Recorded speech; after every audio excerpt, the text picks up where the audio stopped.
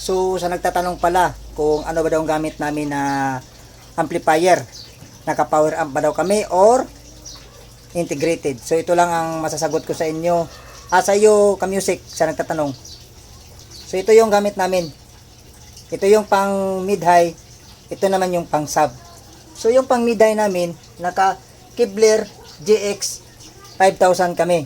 So ito yung ginagamit namin sa apat namin na speaker na pang mid-high.